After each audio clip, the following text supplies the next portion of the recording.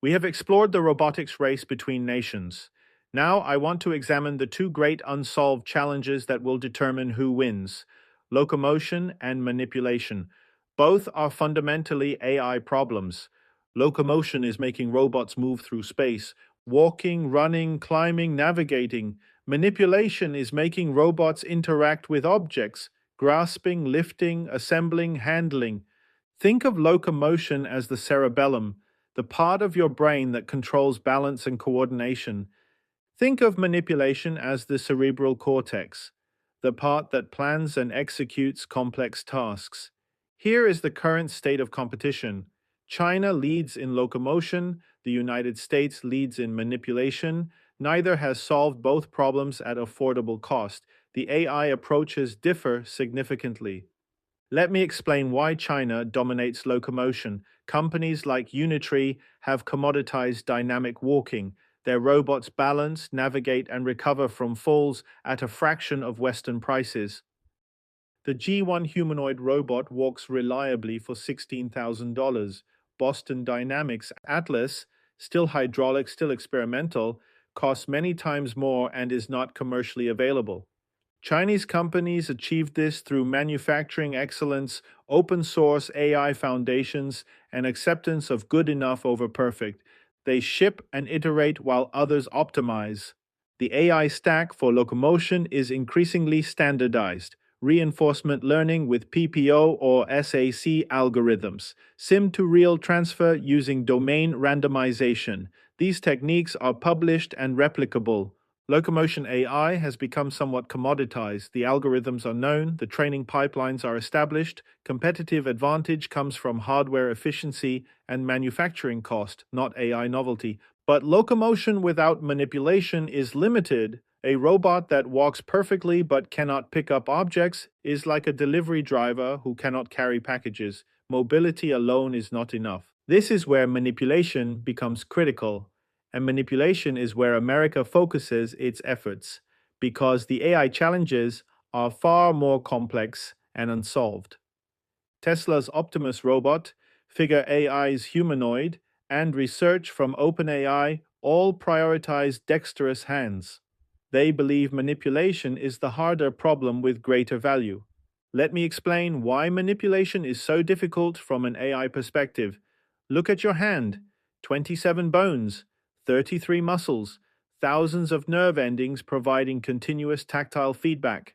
Your hand is the most complex mechanical device in existence.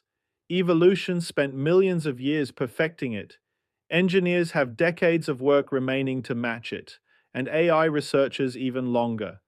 Consider a simple task: picking up an egg. You must approach at the right angle.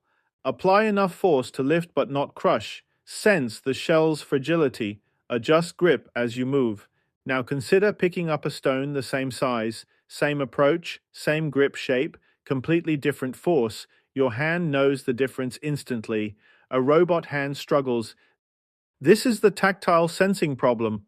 How does a robot feel the difference between a grape and a marble, between wet glass and dry plastic, between silk and sandpaper? Humans have four types of mechanoreceptors in our fingertips. Each responds to different aspects of touch: pressure, vibration, stretch, fine texture.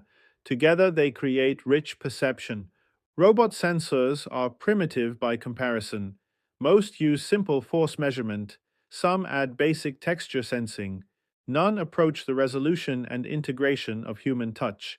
The AI challenge is sensor fusion, combining multiple sources of information to understand objects.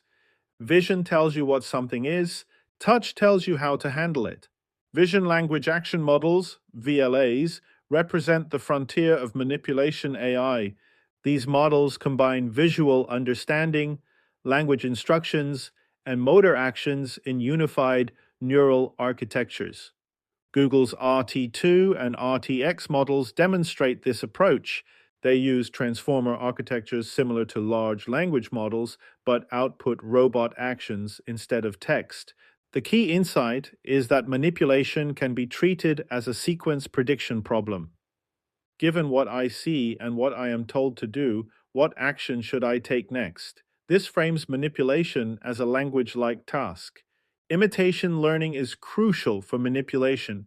Instead of learning from scratch through RL, robots learn by watching human demonstrations. This dramatically reduces training time. Behavior cloning is the simplest approach. Directly copy human actions from recorded demonstrations. More advanced methods like Dagger allow robots to query human experts when uncertain. The ultimate goal is end-to-end learning. Show a robot a video of a human folding laundry. The robot watches, understands the task, and executes it with its own hands. This requires solving multiple hard AI problems simultaneously: computer vision to understand the demonstration, task reasoning to extract the goal, motion planning to execute with different body geometry. Diffusion models, the same AI architecture behind image generators like DALL-E, are now being applied to manipulation. They generate smooth, natural motion trajectories for robot arms. Diffusion policy learns to denoise random motions into useful actions, conditioned on visual observations. This produces more natural movements than traditional motion planning. Tactile sensing AI is emerging as its own field. Neural networks that process touch sensor data can classify materials, estimate object properties, and detect slip before it happens. Gel sight and similar sensors create high-resolution tactile images. CNNs process these images to extract features that inform grasp adjustments in real time. Let me compare the AI challenges directly. Locomotion has fewer degrees of freedom. Legs move in relatively constrained ways. The task, do not fall, has clear success criteria. Manipulation has many degrees of freedom. Hands can move in countless configurations. Success criteria vary by task: gentle for eggs, firm for tools, precise for surgery. Locomotion operates in a consistent domain: the physical world and gravity. Manipulation must adapt to infinite object variety, every shape, weight, texture, and fragility imaginable. This is why locomotion AI commoditized first. The problem is more constrained. Solutions transfer across robots, progress compounds. Manipulation AI remains more fragmented. Neither capability alone creates a useful humanoid. Consider a warehouse robot. It must walk to a shelf, identify items, grasp them correctly, carry them without damage, and place them precisely. Current robots can do parts of this workflow. They walk to the location, they identify the items, but the grasping, carrying, and placing remain challenging at human-level reliability. Foundation models for robotics are the next frontier. Just as GPT created a foundation for language tasks, researchers seek foundation models that enable any manipulation task. The race to combine both capabilities at affordable cost will determine market dominance. The first company to achieve this will own the general-purpose humanoid market. The OpenX Embodiment project aggregates robot data across many platforms to train universal manipulation policies. The goal is robots that generalize to new objects and tasks without retraining. What jobs disappear first? Those requiring locomotion and simple manipulation, security patrol, basic warehouse movement, routine cleaning. These need walking and basic object handling. What jobs remain longer? Those requiring dexterous manipulation and judgment, nursing care, complex assembly, repair work. These need sophisticated hands and situational awareness.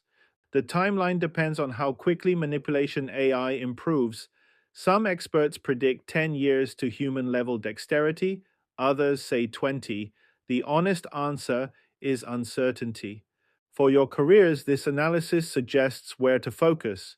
Understanding manipulation AI matters more than understanding locomotion AI. The harder problem will determine more outcomes. The integration challenge also creates opportunities. Someone must design the workflows that combine walking robots with manipulation requirements. That requires domain expertise, not robotics PhDs. Kazakhstan's opportunity lies here. You may not build the next Boston Dynamics, but you can integrate their robots into local workflows. You know your context. Learn enough AI to bridge the gap. Mining, agriculture, and energy Kazakhstan's key industries. The integration is industry specific. All need robots that can both move through challenging terrain and manipulate equipment. The integration is industry specific. Watch both AI fronts. Chinese companies will continue advancing locomotion AI. American companies will continue advancing manipulation AI. The first to combine both capabilities affordably wins the prize. For Kazakhstan, the strategic position is interesting.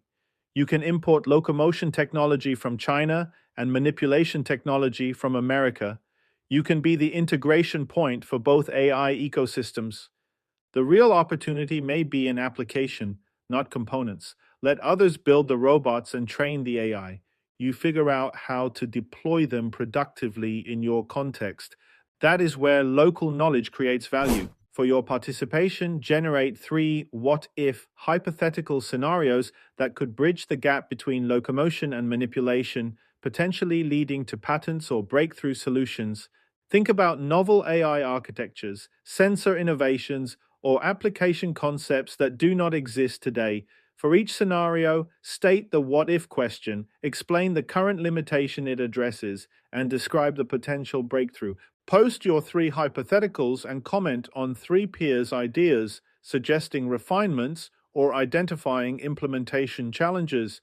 Evaluate based on innovation potential and technical feasibility. Sample posting, hypothetical. 1. What if a single neural network controlled both locomotion and manipulation simultaneously, optimizing whole body coordination? Current systems separate walking and grasping into different controllers that sometimes conflict. A unified whole body control transformer could enable robots to lean while reaching, step while lifting, and coordinate complex warehouse tasks. Potential patent: unified locomotion manipulation transformer architecture with joint reward optimization. Hypothetical 2. What if robots could learn manipulation by teleoperating through VR, with millions of users contributing training data like a video game? Current imitation learning requires expensive expert demonstrations. Gamified teleoperation could crowdsource massive manipulation datasets. Imagine 10 million people teaching robots to fold laundry while playing a game. Potential patent: gamified crowdsourced manipulation training platform with automatic data quality filtering. Hypothetical 3. What if robot hands had self-healing skin that could repair minor damage and adapt its texture for different grips? Current robot hands are fragile and fixed. Bio-inspired self-repairing surfaces with variable friction could enable robots to work in harsh industrial environments and automatically adjust grip for slippery or rough objects. Potential patent: self-healing variable friction robotic skin using stimuli-responsive polymers. Understanding the locomotion versus manipulation divide and the AI approaches to each helps you predict which applications become viable and when. The technology trajectory shapes your opportunity landscape. The breakthroughs may come from unexpected combinations. Perhaps the most valuable innovations will merge ideas from locomotion AI and manipulation AI in ways no one has tried. Your what if could be that breakthrough.